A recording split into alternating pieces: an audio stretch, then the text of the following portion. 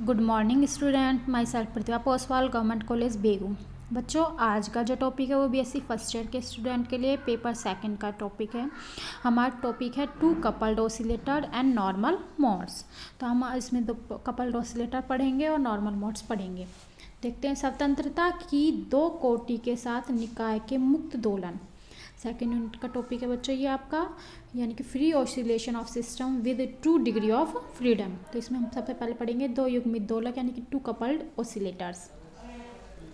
माना दो सरल एवं तुल्य दोलक हैं, ठीक है, ये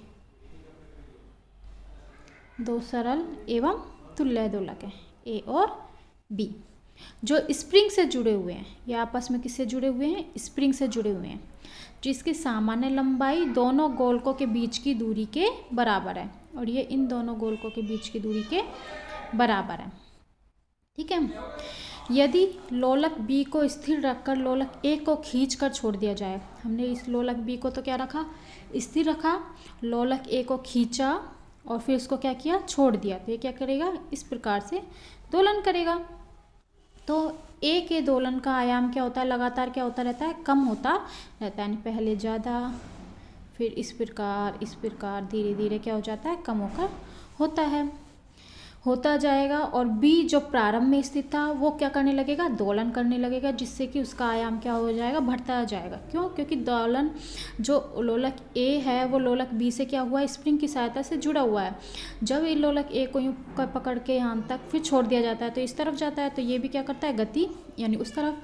तो लोलक ए के आयाम तो कम होते जाते हैं और लोलक बी के आयाम बढ़ते जाते हैं। यह क्रिया जब तक चलती रहती है जब ए का आयाम क्या नहीं हो जाए? शून्य, यानी कि ए रुक नहीं जाए, तथा बी का आयाम क्या हो जाए? ए के प्रारंभिक आयाम के बराबर हो जाए, यानी कि बी का मान अधिकतम हो जाए आयाम का, और ए का जो आयाम है वो शून्य हो जाए, यानी कि ए तो रुक जाए और बी दोलन करे। और यह क्रिया क्या होती है? लगातार चलती रहती है। तो ऊर्जा जो प्रारंभ में ए को दी जाती थी वह धीरे धीरे किस में पहुँच जाती है? बी में स्थानांतरित हो जाती है, और फिर पुनः बी से ए को। क्यों? फिर वापस से बी का आयाम कम होने लग जाता है और ए का आयाम बढ़ने लग जाता है। तो अब बी से वापस से ऊर्जा किस में? ए में। पहले ए से ऊर्जा बी में, फिर बी से ऊर्जा ए में। इस प्रकार से क्या होती रहती है? स्थानांतरित होती रहती है, और ये क्रिया लगातार क्या रहती है? चलती रहती है। इस प्रकार ऊर्जा दोनों लोलकों के मध्य स्प्रिंग के द्वारा क्या होती रहती है? स्थानांतरित होती रहती है। इस प्रकार ऊर्जा दोनों दोलकों के मध्य स्थानांतरित होती रहती है। अब इसमें देखते हैं पहले कंपन की सामान्य विधा, यानी नॉर्मल मोड्स ऑफ वाइब्रेशंस के मोड्स देखेंगे अब हम इसमें। उसके लिए हम मान लेते हैं वही दोनों लोलक ए और बी, ये लोलक ए, ये लोलक बी को समान दूरी से विस्थापित करके। अब पहले तो हमने क्या किया था? सिर्फ ए को विस्थापित करके छोड़ दिया। अब हम क्या करेंगे? दोनों को एक साथ समान दूरी, यानी कि समान दूरी तक विस्थापित करके क्या करेंगे? हम छोड़ दें तो इनके बीच की दूरी युग्मित स्प्रिंग की सामान्य लंबाई के क्या होती है? बराबर। तो इनके बीच की दूरी क्या है? बराबर है। अतः स्प्रिंग दोनों में से किसी पर भी बल नहीं लगाती। अब क्योंकि दोनों को ही पकड़कर छोड़ा गया है, तो ये दोनों स्प्रिंग दोनों में से किसी पर भी क्या नहीं लगाती है? बल नहीं लगाती। यानी कि इसका मतलब यह है कि स्प्रिंग कोई बल नहीं लगा रही है, तो प्रत्येक लोलक अपनी खुद की आवृत्ति से ही क्या करता रहता है? दोलन करता रहता है। और खुद की आवृत्ति उसकी क्या होती है? ω0, जिसका मान होता है √G/L। क्योंकि स्प्रिंग कोई बल नहीं लगा रही, इसलिए लोलक खुद की स्वाभाविक आवृत्ति यानी कि ω0 √G/L से दोलन करता है। तो इसलिए गति का समीकरण क्या हो जाएगा? गति का समीकरण हम जानते हैं d2x/dt² प्लस ω02 x = क्या होता है? 0। तो पहले ए के लिए क्या हो जाएगा? d2x/dt² plus ω02 x = 0। इसी प्रकार से बी के लिए हो जाएगा, बी लोलक के लिए d2xb/dt² प्लस ω02 x = 0। ठीक है। तो इन समीकरण के हल, इन दो समीकरणों के जो हल होंगे वो क्या होंगे? मान लेते हैं हम एक्स ए का क्या है? c cos ω0t, और एक्स बी का मान क्या है? c cos b ω0t। इनके क्या है? मान है। ठीक है। यहाँ पर एक्स ए और एक्स बी क्या है? लोलक का साम्यावस्था से क्या है? विस्थापन है। ये x और x भी क्या है, लोलक के विस्थापन है। साम्यावस्था से जितनी दूरी तक ये विस्थापित होते हैं उसका मान है। इसमें प्रत्येक द्रव्यमान समान आवर्ती और समान आयाम से ही कंपन करता है। क्यों? क्योंकि हम दोनों लोलकों को समान दूरी तक विस्थापित करके छोड़ रहे हैं, इसलिए इनमें प्रत्येक द्रव्यमान है जो समान आवर्ती और समान आयाम से क्या करता है, कंपन करता है। ठीक है। यदि दोनों लोलक ए और बी को समान दूरी से विपरीत दिशा में खींचकर जोड़ दिया जाए, अभी तो हमने दोनों को समान दूरी पर छोड़ा था, अब दोनों को एक दूसरे के विपरीत दिशा में खींचकर छोड़ें तो क्या इफेक्ट होता है। तो प्रारंभ में तो युग्मित स्प्रिंग की लंबाई में क्या होगी, वृद्धि, क्योंकि पहले तो दोनों को एक दूसरे के विपरीत किया। ठीक है। फिर तथा आधे चक्र के पश्चात इसकी लंबाई में, क्योंकि फिर ये वापस स्प्रिंग की वजह से एक दूसरे की तरफ आएंगे, तो इनकी लंबाई में क्या होती है, कमी। अतः स्प्रिंग किस पर, लोलक पर क्या लगाती है, बल, इनके खींचती है अपनी तरफ, फिर वापस अपने से दूर करते हैं, यानी कि अब स्प्रिंग के बल का कार्य किया जाता है। तो यदि लोलक स्वतंत्र है तथा अल्प दूरी x से विस्थापित है, तो अगर स्वतंत्र होगा तो उसके द्वारा लगा जो प्रत्यानन बल होगा वो क्या होगा, m omega not square x। लेकिन चूंकि युग्मित स्प्रिंग कितनी 2x दूरी तक खींचती है, x दूरी a द्वारा और x दूरी b द्वारा, तो टोटल कितनी दूरी, 2x दूरी। चूंकि युग्मित स्प्रिंग 2x दूरी तक खींचती है, अतः प्रत्यानन बल यानी कि स्प्रिंग के द्वारा लगा जो प्रत्यानन बल होगा वो क्या होगा, 2kx। ये तो लोलक के द्वारा लगा प्रत्यानन बल m omega not square x, और ये स्प्रिंग के द्वारा लगा 2kx। तो अतः a की गति जो होगी वो क्या होगी, m d2x upon dt square plus लोलक के द्वारा लगा प्रत्यानन बल m omega not square xa plus spring के द्वारा लगा बल 2kx is equal to 0। x से दोनों में से क्या आ जाएगा, कॉमन आ जाएगा। ठीक है। m से ये m कैंसिल, तो यहाँ आ जाएगा d2x upon dt square plus omega not square plus 2 omega c square, यहाँ k अपॉन m होगा, और k अपॉन m को क्या लिखा गया है, ओमेगा c स्क्वायर। ठीक है। जहाँ पर omega c square is equal to क्या है, k अपॉन m।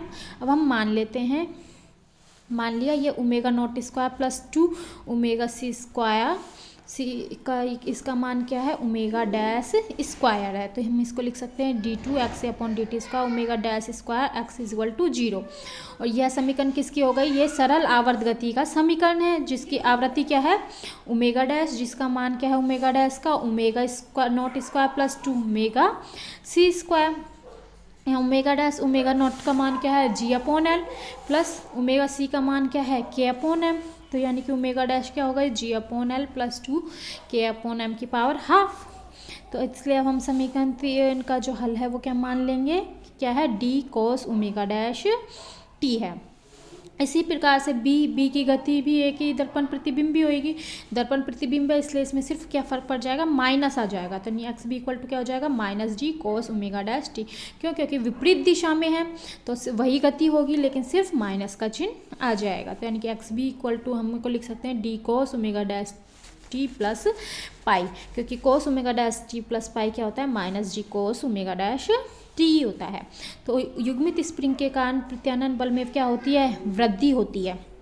तो हम देखते हैं कि जब दोनों स्प्रिंग और दो लोलकों को जोड़ा जाता है तो उनकी जो युग्मित स्प्रिंग है उसके कारण प्रत्यानन बल में क्या हो जाती है, वृद्धि होती है, जिससे इनकी आवृत्ति में भी क्या हो जाती है, वृद्धि हो जाती है। तो कंपन की सामान्य विधा का तात्पर्य है कि ये एक दूसरे पर निर्भर नहीं करती हैं, यानी कि एक दूसरे पर अगर दो एक दूसरे पर निर्भर नहीं करें तो क्या होती है, सामान्य विधा नॉर्मल मोड होती है। और एक सामान्य विधा से समृद्ध ऊर्जा का कभी भी दूसरी विधा से क्या नहीं होता है, आदान प्रदान नहीं होता, क्योंकि दूसरे पर निर्भर ही नहीं करती तो दूसरी से इसका ऊर्जा का आदान प्रदान भी नहीं होता है। यदि निकाय केवल एक विधा में कंपन कर रहा है तो निकाय की दूसरी विधा स्थिर रहती है। क्यों, क्योंकि एक से दूसरे में क्या नहीं हो रहा है, आदान प्रदान नहीं हो रहा है, तो अगर एक विधा में कंपन हो रहा है तो दूसरी क्या रहती है, स्थिर रहती है। तो ये तो थे नॉर्मल मोड। अब देखते हैं सुपरपोजिशन ऑफ नॉर्मल मोड्स की। अगर हम सुपरपोजिशंस कर दे तो नॉर्मल मोड्स का क्या इफेक्ट होता है, यानी सामान्य विधाओं का अध्यारोपण करें तो अवमंदन बल की अनुपस्थिति में किसी एक विधा में गति होने पर बिना परिवर्तन के क्या रहती है, वो चलती रहती है। अगर अवमंदन बल नहीं हो तो क्या होता है, अगर अवमंदन बल नहीं होता है तो ये इस प्रकार से चलती रहती है। अवमंदन बल की वजह से ही कुछ समय बाद ये कम हो जाती है। तो यानी कि अवमंदन बल की अनुपस्थिति में एक विधा में गति होने पर वह बिना परिवर्तन के क्या होती रहती है, चलती रहती है। तो निकाय की गति इन दो सामान्य विधाओं की गति का क्या होती है, योग होता है। मान लेते हैं, माना किसी समय टी पर लोलक ए का विस्थापन क्या है, एक्स ए है, तथा बी का विस्थापन क्या है, एक्स बी है। तो स्प्रिंग में खिंचाव, दोनों एक दूसरे पर खिंचाव करेंगे, बल लगाएंगे, यानी एक्स ए माइनस एक्स बी। तो प्रत्यानयन बल क्या होगा स्प्रिंग के कारण, के एक्स ए माइनस एक्स बी। अतः ए पर कुल प्रत्यानयन बल, तो अब हम ए पर कुल प्रत्यानयन बल देखें तो एक लोलक की वजह से M omega not square X है, और एक स्प्रिंग की वजह से प्लस के एक्स ए माइनस एक्स बी। इसी प्रकार बी पर प्रत्यानयन बल M omega not square x B minus का के एक्स ए माइनस एक्स बी, विपरीत दिशा में इसलिए। तो ए पर गति का समीकरण क्या हो जाएगा, m d two x a upon D T square plus m omega not square x A plus के x A minus x B is equal to 0। तो हो जाएगा D two x upon D T square plus m का भाग दे देंगे तो omega not square x a k upon m, ये खोल देंगे, माइनस का k upon m x B equal to 0। तो हमें प्राप्त हो जाएगा D two x upon D T square plus ये एम से m cancel, omega not square x a k upon m को omega C square x a, ये भी omega C square x B is equal to 0। X a को एक common ले लेंगे तो ये आ जाएगा अंदर omega not square plus omega C square minus omega C square x B. इसी प्रकार से जब हम बी का पर गति का समीकरण निकालते हैं तो हमें प्राप्त होता है D two x upon D T square plus omega not square omega C square x B minus omega C square X is equal to 0, जहाँ omega C square equal to क्या है, के अपॉन एम। अब समीकरण 1 और 2, ये ए पर गति का समीकरण, ये बी पर गति का समीकरण। समीकरण 1 और 2 से स्पष्ट है कि लोलक ए की गति लोलक बी की गति को प्रभावित करती है, इसी प्रकार से लोलक बी की गति लोलक ए को भी प्रभावित करती है। इससे पहले हम देख रहे थे एक दूसरे को प्रभावित नहीं करती, अब हम देखते हैं ए है जो बी को प्रभावित कर रहा है और बी है जो ए को प्रभावित कर रहा है। तो इसलिए हम समीकरण 1 और 2 को जब जोड़ते हैं तो हम प्राप्त करते हैं D two upon D T square x A plus X B plus omega not square x A plus X B is equal to 0। इसी प्रकार से फर्स्ट में से अगर सेकंड को हम घटाते हैं तो D two upon D T square x A minus x B plus omega not square plus 2 omega C square x A minus x B हमें प्राप्त होते हैं। और ये दोनों ही क्या है, सरल आवर्त गति के समीकरण हैं। यहाँ देखो एक आवर्त तो हमें क्या प्राप्त हो रहा है, ओमेगा नॉट, और दूसरा क्या प्राप्त हो रहा है आवर्ती, ओमेगा नॉट प्लस 2 ओमेगा सी स्क्वायर, जिसको हम क्या बोलते हैं, ओमेगा डैश। तो यानी कि 2 प्रकार की आवर्ती प्राप्त होती है, इनको बोलते हैं नॉर्मल फ्रिक्वेंसी। तो ये सरल आवर्त गति के क्या है, समीकरण है। मान लेते हैं हम X A plus X B is equal to क्या है, x1 और X A minus x B equal to क्या है, x2 है, हम ये मान लेते हैं। तो तथा ये omega not square plus 2 omega C square का होल स्क्वायर की पावर हाफ क्या हो जाएगा, ओमेगा डैश। तो ये वैल्यू हम पुट कर देंगे। तो समीकरण 3 की आवृत्ति क्या है, ओमेगा 0, और समीकरण 4 की आवृत्ति क्या है, ओमेगा 0 स्क्वायर प्लस 2 ओमेगा सी स्क्वायर पावर हाफ। से दोनों आवर्तियाँ क्या हैं, दोनों समान विधाओं की आवर्तियों के बराबर है। ये क्या होती है, सामान्य विधाओं की आवृत्तियाँ कहलाती है। तो समीकरण 3 और 4 को हम लिखेंगे तो क्या हो जाएगा, D two X one upon D T square plus omega not square X one is equal to 0, D two X two upon D T square plus omega dash square X two equal to 0। तो इन समीकरण के अगर हम प्रारंभिक कला को क्या माने, शून्य माने, तो x1 का मान क्या आ जाएगा, सी कोस ओमेगा 0 टी, और x2 का मान क्या आ जाएगा, d cos omega dash T. तो ये 2 स्वतंत्र दोलन हैं जो अन्य सामान्य विधा को क्या करते हैं, निरूपित करते हैं। ये 2 स्वतंत्र दोलन होते हैं, ठीक है।